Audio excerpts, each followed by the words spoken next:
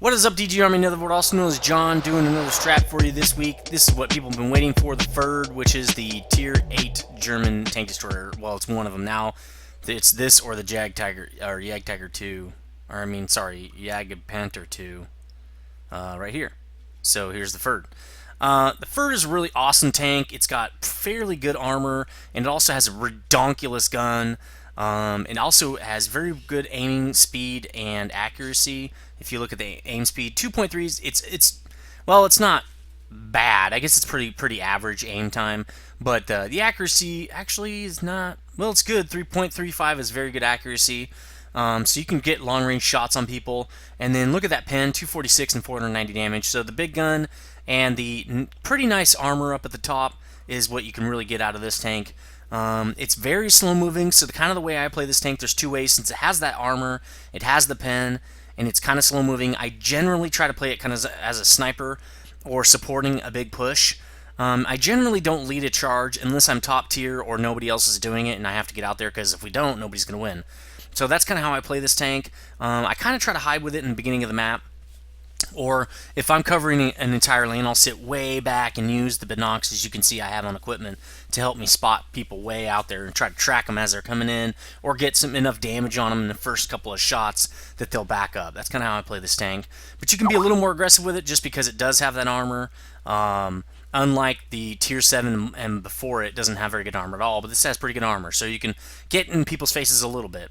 Let's go over some stats here. I'm going to try to keep these short now because they seem to run really long.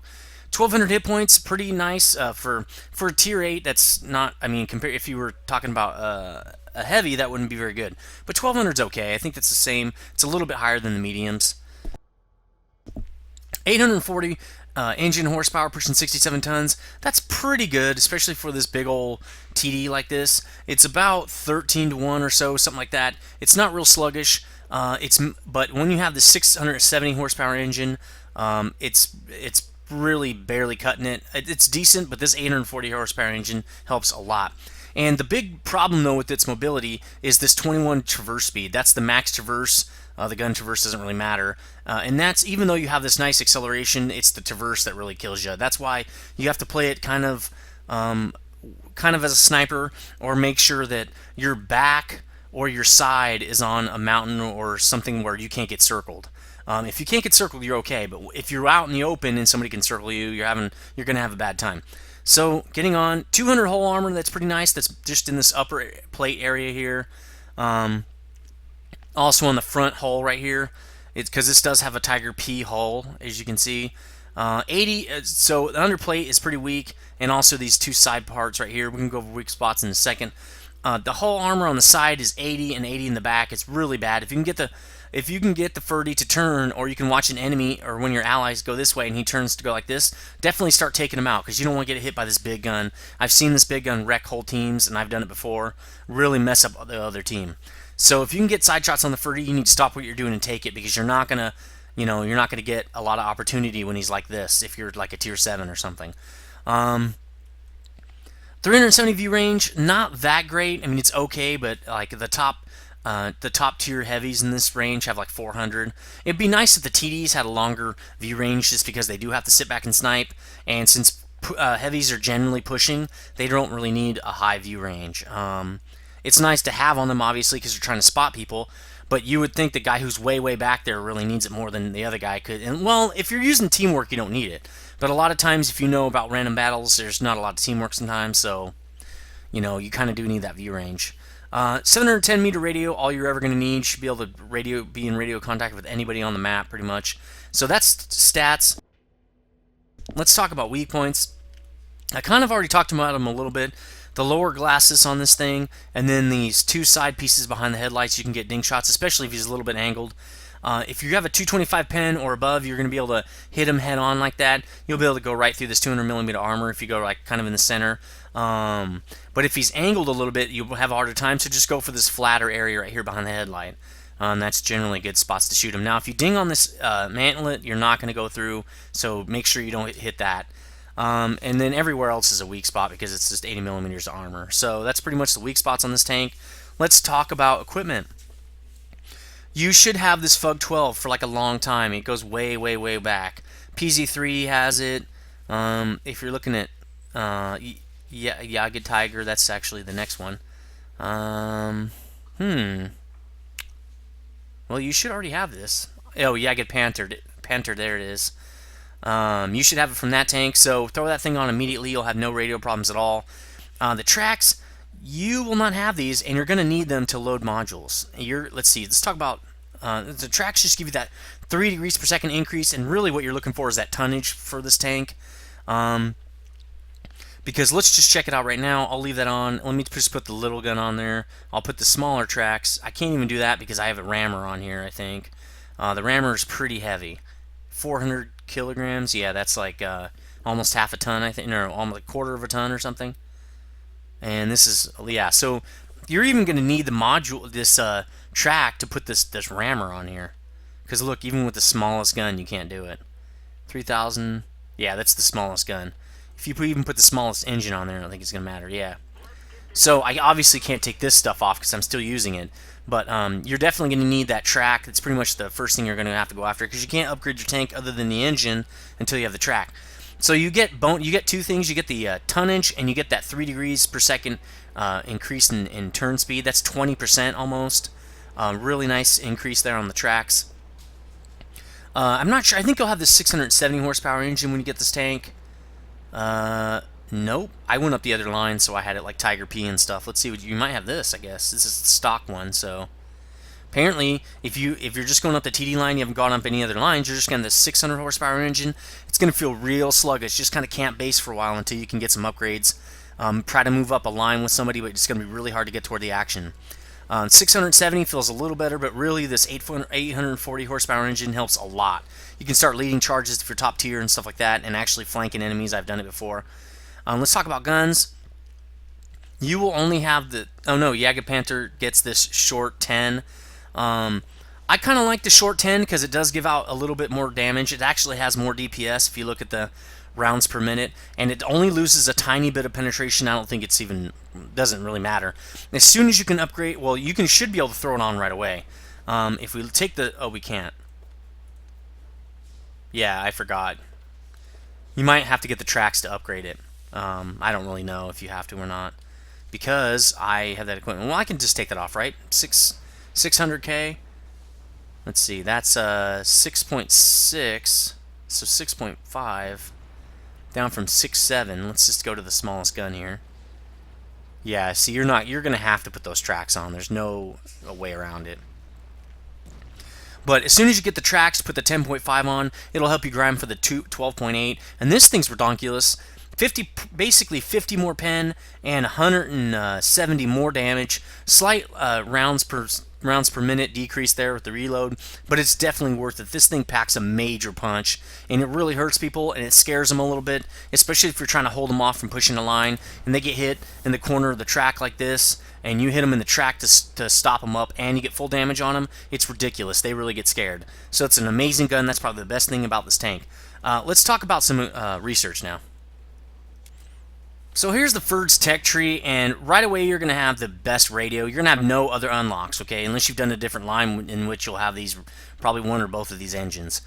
So obviously throw the radio on right away. And first thing I would unlock with these tracks, if you throw the tracks on, you can immediately throw on your 10.5 short upgrade here. And after that, I would grind out the second engine to get your mobility up. It's going to help a lot. And plus, the next thing that gets the gun, and since that's so much XP, just get the second engine. It's going to help a lot. Then I would grind out this Tier 10 L55 12.8 centimeter gun. It takes a long time to grind out, but once you do, it's very awesome. Then lastly, I'd grind out this last engine, and then go for the Jagdpanther. So that's how I would do this tech tree, and that's it. Let's go back to my garage. Alright, now we're back from research. Let's do equipment. This is pretty standard for me. Vents, rammer, that's kind of obvious for these tanks. But here, instead of the camouflage net, I get the binocs because I want to make sure I can spot enemies that are being hard to spot. This should put you past 400, and you'll get some bonuses against guys hiding behind bushes and stuff at longer ranges. I think it's better than the camo because this thing is so big. Camo rating is based on your volume, and this tank is very large, and so it doesn't get a lot of benefit from the camo net, so I go with the binocs. You could go with coated optics, so that way if you're moving around a lot, it won't hurt your view range as much. But really, you should be pretty much not moving around too much most of the time, so these binocs should be working for you. I don't get ammo racked a lot in this tank, so the wet ammo rack doesn't seem to have a lot of uses for me anyway. Some people go with this torsion bars because it adds some hit points to your tracks and it allows you to not get tracked when people are trying to circle you and stuff. I find that's pretty situational, whereas the binocs help me every game pretty much, so that's why I went with binocs. So for ammo, I would do this exact same thing. 2 heat rounds, everything else AP. Or you could put 2 gold rounds, everything else AP, because gold you can buy with gold rounds now you can buy with credits. See, it's 4,000 per shot though, so just be careful with how many you do load. Consumables, I go with the full rack for tier 7 and above. That's pretty obvious by now. Let's talk about crew. Your crew should look something like this. By the time you grind out the Jagdpanther, you should probably have over 100%, obviously, and probably about half to 80% into your second here. Once I get all these guys to 100%, first I go with Mentor. I do everything the same on all my tanks pretty much. I go with Mentor for my commander, and then the rest, everybody else gets repair. Once this thing hits all the way up to 100% on everybody, I switch it out with Brothers in Arms, or yeah, BIA Brothers in Arms on all these guys for 2.2% increase to my whole tank. And then I do the same thing. I get Mentor for the second skill and a full rack of repair. I don't go with camo because again, this is too big for camo. The tiers 8, 9, and 10 are too big for camo. It doesn't really help that much.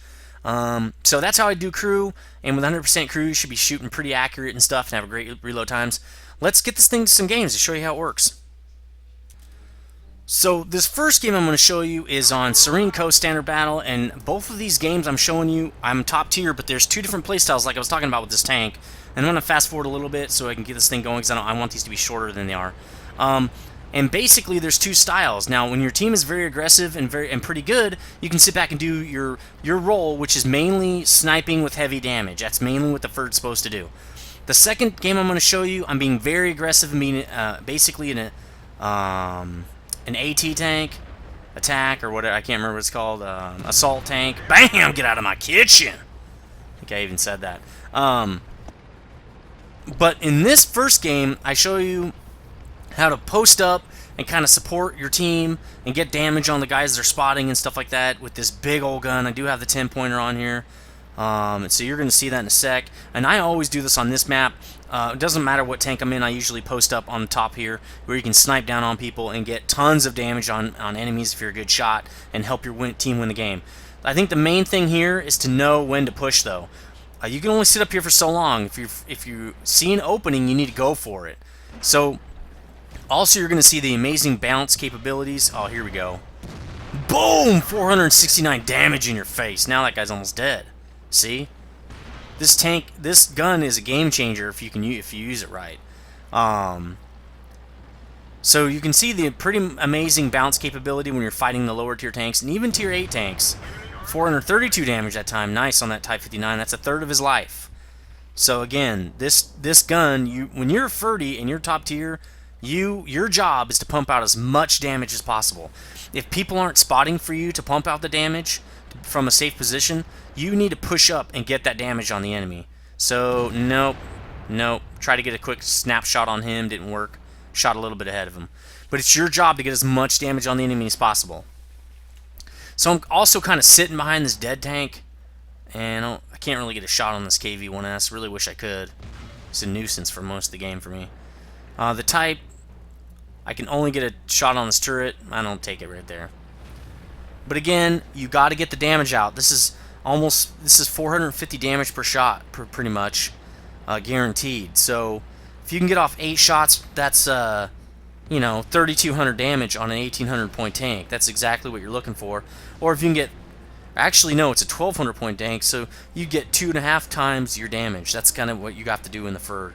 In the Ferd, you have to at least get 1.5 times your damage in order to say you had a good game, at least, because 3 shots is your full health. So you should be getting way more than 3 good shots on people. Tried for the cupola, didn't get it. Now those guys should be pushing the KV-5. Well, KV-5 should push in. The 12 and the 1S should swarm that Type 59, and they should just roast them. It's pretty simple. even with the 1S there. They've also got another tank, looks like an E8. It might be a little more scary. Here we go. Bam! 520 damage on that guy. That's almost all his life. That's 2/3 of his life. So you can really wreck these tier 6s and stuff, and it makes the whole enemy team sit back and not advance. That gives your team the ability to get into whatever positions they want to be in. In fact, the KV-5 1S should probably just pull back and go around the side and let me handle the advance that would come, because those guys are pretty damaged. And relocate to a different area, probably. Where these guys are, probably. These guys are having a hard time and trying to get maybe some shots on this team, these enemies over here. No dice. They're usually behind the train. That's why I don't usually try too hard over here. E8 still giving me full frontal armor. Boom! Get out of my game. Ooh, 152. Whenever you can shoot one of these big Russian TDs, do it. They have huge guns, but they have weak armor. If you can take them out of the game, it really helps your team. They're kind of like a Ferdy. They're the big damage dealers, so if you can get them out of the game, that's great. So, it went a little wide. I still got him, though. It curved in. Killed the T-44 that relocated after I nailed him. And the KV-1S goes down. Good. We're crushing this side now, which is awesome. We're pretty much guaranteed to win at this point because that whole flank is dying off. There's almost nothing they can do about it. And they're getting boxed in down here in the city, in the forward part of the city. Here we go, KV-5. Sometimes 562 damage. Sometimes I ding all day on these things, like you're going to see in the next video, and other times every shot I make just goes right through. KV-5 has weird armor. In some places it's extremely weak in a tiny little hole. In other places it's like 5 billion millimeters thick. You'll never get through it.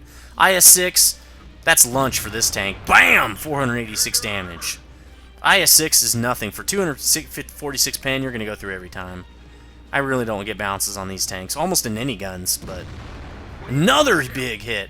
Now, see what I'm doing for these guys is I'm whittling these tanks down a lot. Once they go down to like 400 or 300 health, they're not doing anything. Like, he's at 35 now. He is going to play defense. He's not going to advance on you. He's going to play really pussyfoot, and you can get in there and jack him up and get flanks on him. Here we go. Boom! Sort of stealing a kill, which doesn't really exist in this game. Trying to get that damage off, let those guys advance, and not have to worry about killing somebody off. Just keep going, keep advancing to the cap. Now see, that KV-5 just died because he only had about 7 hit points left or whatever, actually the IS-6. So these guys are pretty much dead. Trying to shoot this guy in the top cupola, he's already dead. That's the game. Let's get some end-plate action. So here's the first plate on that game. Really awesome game there. 4 kills? I thought I had 5 kills. No, okay, 4 kills, damaged 7 guys. I'm really surprised I didn't get a Confederate. Somebody must have gotten 8. Spotted a guy. That's pretty cool. The KV-1S. And let's look at the next plate here. You don't expect that many spots, so this is a 1,250 point game. Pretty nice. Second plate here, second on the XP, down 1 from the KV-2. He must have got an ammo rack on somebody, or just hit people a bunch of times with that huge dirt gun. But really nice little game there. Second on the list here. Now, last plate, 4,400 damage. That's the kind of game you're going to be looking for. In fact, that is a really, really awesome game where that's almost 4 times my health and hit points and damage. And that's really what you're going to be looking for a Ferd. A really good game, you need at least 3,000 damage probably. That means you connected with, what's that, like 6 or 7 shells or something like that. That's the kind of game you should be having almost every game if you can help it. This is a little bit of a ridiculous game. So yeah, 15 shots, 12 hits, 11 pens, pretty nice.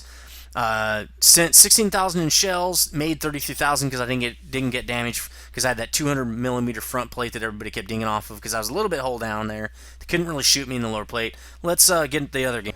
So this next game is a great game I had on Siegfried line in encounter mode. I really love this map in encounter mode. It's really fun. Let's speed this up a little bit. Now here you're going to see me play the other style, which is playing very offensive, more like an attack gun. That's assault gun, and that's kind of what you want to have to do sometimes if you have to push up a line where your team really needs you. Use that 200mm armor, mainly use that huge gun, take some guys out, give your team a big advantage in one area. Now we got a lot of guys flanking here. This kind of happens a lot on the Siegfried line map.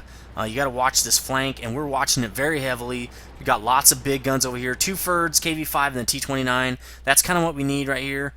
and shot a little behind that tank. I should have been leading him a little bit more. That should have been almost a kill right there. That should have been a kill shot by the other guy. There's the 3485. He's... Oh, did not... I shot a... Oh, I bounced off him. That's really weird. That's a really odd bounce. Could have got a really low roll on really highly angled armor, apparently. So, I think their flank maneuvers are pretty much over. They got a couple more flankers here. KV-1S is just about dead. This type's getting jacked up too, because we've got a lot of firepower over here. He stops, my shot hits the dirt. But as you can see, this reload is not that bad. It's a 12-second reload. It's not that bad, especially for how much damage you do. Bam! I take him out, hitting him in the engine right there. That guy's dead. Their flank maneuvers are pretty much over.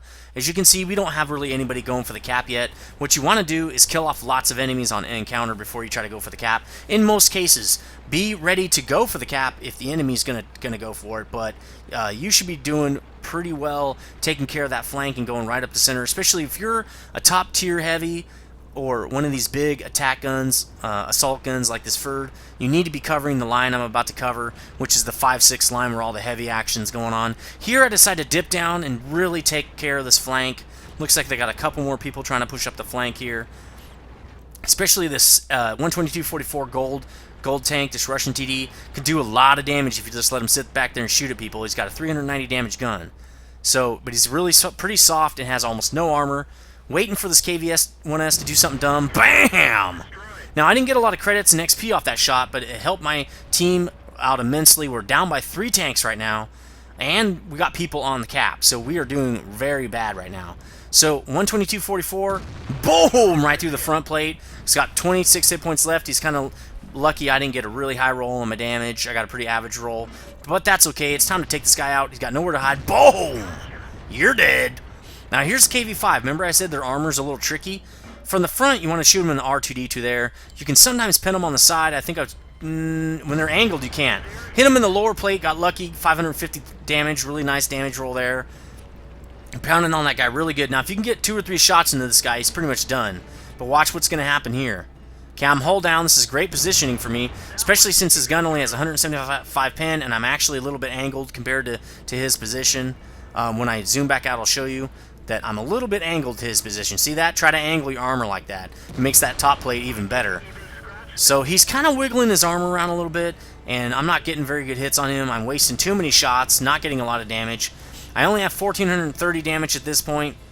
I'm trying to go through the side. Angled armor again, no good. I should be trying to shoot him in that R2-D2. It's a little bit of a... Well, it's only 283 meters. It's not that bad. But to hit him in the R2-D2, I'm having to expose my lower hull a lot. Kind of don't want to do that. And he moves right at the last second where I could have maybe got a shot on that R2-D2.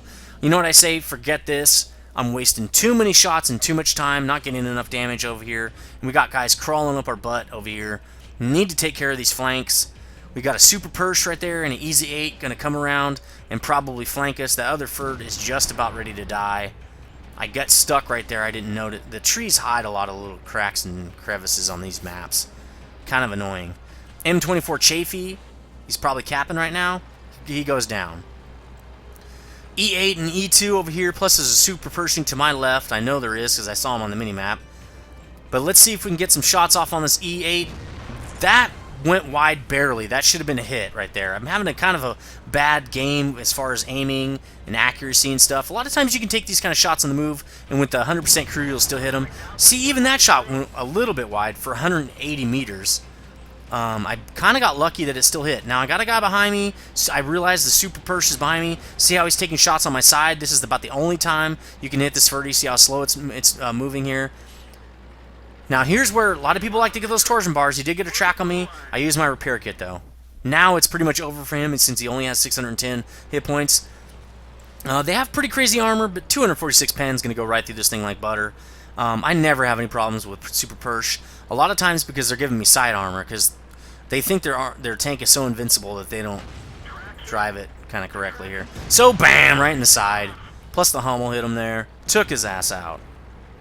So now it's an evened up game. I've got 2,200 points of damage. It's not enough. That it should be a lot higher than that. It's not even double my hit points. But I've killed 4 guys already and helped out my team a lot. So here we go with the E8. See what he's going to do. He's going to start backing up, backing up. Zoom in, zoom in. Boom! You're dead. There we go. 2,500 damage. Feeling a little bit better about that. It's a little bit more than double. Still not the best game, and that a lot of that is because I had such a hard time with that KV5. I should have had another 1,000 points from that KV5. Now, I do have 5 kills, and that's good. But I didn't do that well. I did pretty good for being really aggressive, make sure our team wins. Let's look at the end plate. Alright, so here's the first plate to that game. Again, it was a decent game. It's still like, what, a 1,250 point game or so? Because this is a 5 times weekend. Killed 5 guys, damaged 6 guys, still did pretty decent. Damage on spot as well, pretty decent there. Second to the top there on XP, did pretty good. Didn't get hit too much. 16 shots, 13 of them hit. See, I think I only got 9 pens, and that's really what hurt me there. That's why I didn't have more damage. 4 more shots would have been almost 2,000 more damage. It would have been a lot like the other game. I would have had a way better XP rating on there. Did receive 7 hits without much damage. Again, that's showing you how great this Ferdy is for armor if you angle it correctly and know how to hold down and all that stuff. So it looks like I got repair was not too bad at 4,000, 17,000 in rounds, and 3,000 for that repair kit I used when the super purchase was on me. Still made 14,000 credits. Again, what you really want to do for credits is get that damage up, especially since every one of your shots is 1,000 credits. So that's it for the Ferd. Let me know what you think about it. I think this is a badass tank. I don't think I'm going to like the Jagdpanther better or Tiger because it's just going to be going up against even higher tier tanks, and I don't know. I think it gets the same gun. I'm not positive, so let me know if it gets a better gun. Probably better reload, but really you need better pen and you need bigger damage. That's what you're always wanting. So anyway, let me know what you think about this video. Later, dudes.